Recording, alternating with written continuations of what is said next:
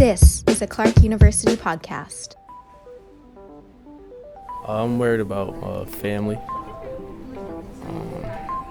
Anxious about what's next. After school. Even speaking up in class makes me literally sweat.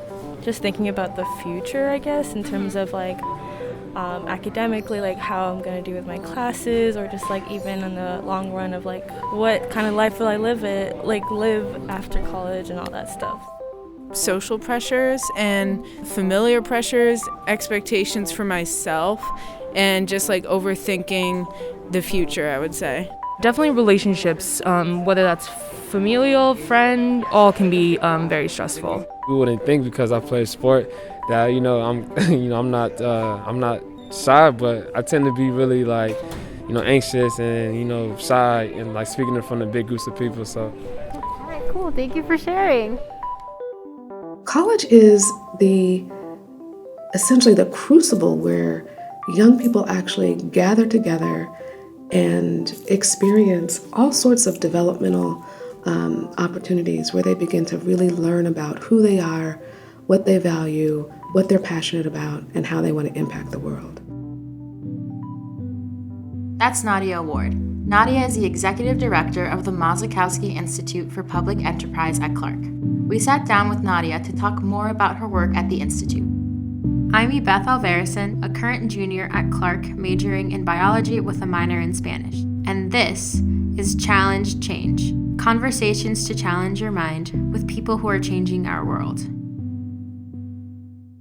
The Mosakowski Institute for Public Enterprise is a place where we absolutely are committed to addressing the behavioral health needs of adolescents and young adults. Essentially what we do is we think about the issues that young people are confronted with, behavioral health issues that they're confronted with, and we design interventions that support them. But what's new and different about what we do at the Institute around that work is we also think about the ways in which we can leverage state-of-the-art technology to support young people around their behavioral health journey.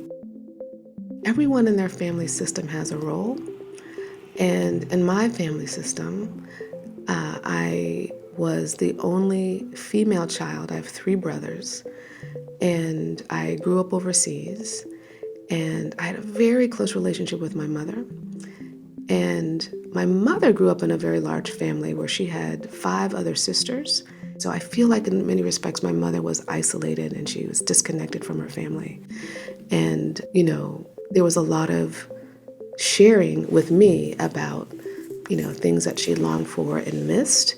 And so it's kind of the role I took on in the family was I was a good listener. I didn't necessarily appreciate what my role in my family was, but after kind of, taking those psychology classes, going to graduate school in psychology, taking classes in family systems and what have you, I realized kind of the light bulb went off and said, this has been my role in my family with my peer group as well for as long as I can remember. I came to Clark in 2019. I had spent 25 years at Yale. I was in the School of Medicine there as a clinical and community psychologist, and I was engaged in a lot of urban school reform work. The communities in particular that I was working in were under-resourced communities, so they're large public school districts where young people and their families were disenfranchised in many respects.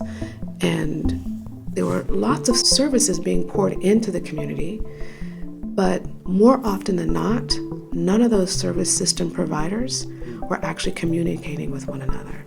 And so from the student perspective or the family perspective, it became very difficult for them to navigate those various systems in a way that really got them to the place where they felt like they were getting the services that they need for their families. Given all the money the state was pouring into these programs and with very good intentions to be helpful, it was actually creating more of a problem than it was a solution to addressing some of the needs that these families and kids were dealing with.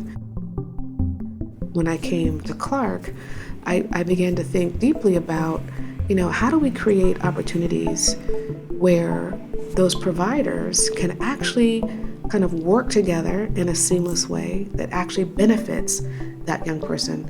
And so it was more about kind of putting the student or that young person at the center of the intervention, and then allowing those providers to wrap around that young person and their family in a way that really gets them to the kind of positive, holistic outcomes that everybody wants for them. So if you can imagine, when I was kind of earlier in my career and I was doing clinical work, and I'd be working with a young person and their family, and I'd be doing my evaluation and identifying the services that were needed, and I had sticky notes all over the place, right?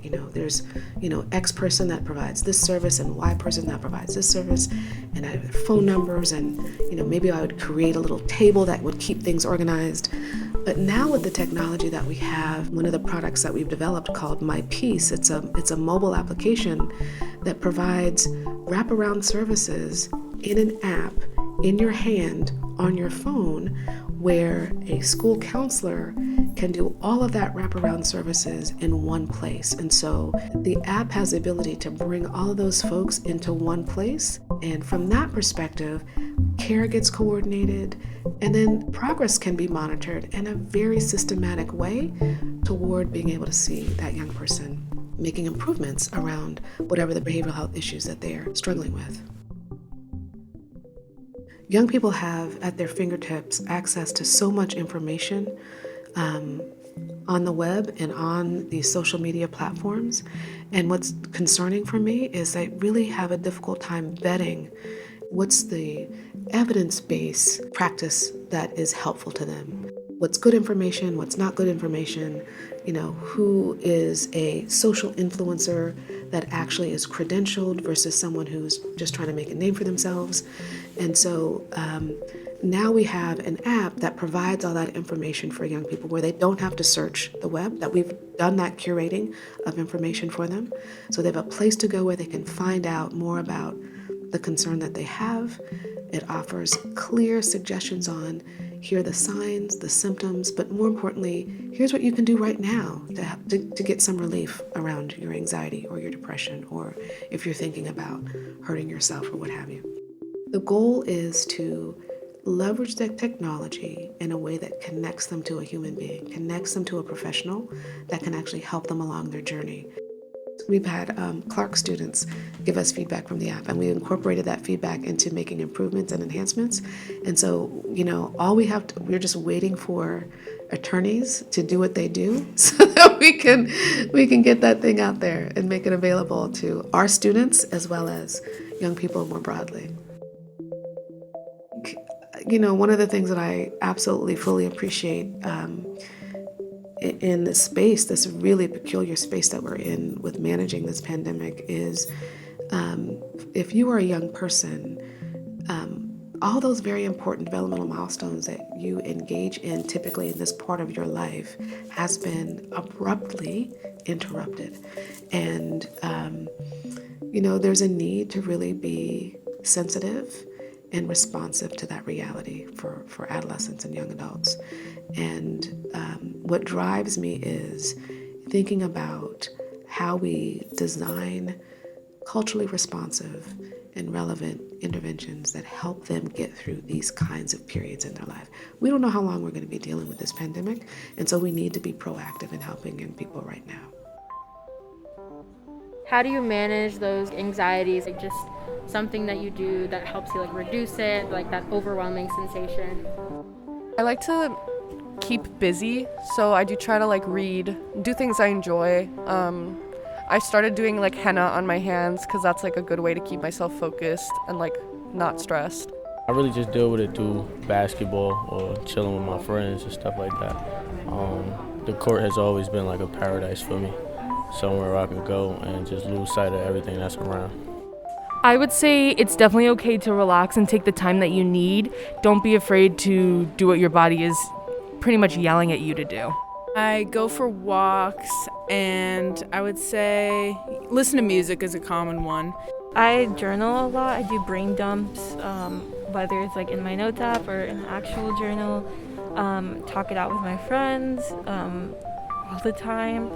I try to take some breaks throughout the day, just taking time for myself. I'm still learning different tricks to it. I haven't found one that works yet, but I'm still trying to find different tips and different things to help me with that. I've tried various things. Some things help, while others don't. But you know, that's like an ongoing process that I still have to figure out. So I'm almost there. To learn more about Nadia's work and the Mosakowski Institute, check out clarku.edu/MIPE. That's clarku.edu/MIPE. You can find Challenge Change wherever you get your podcasts.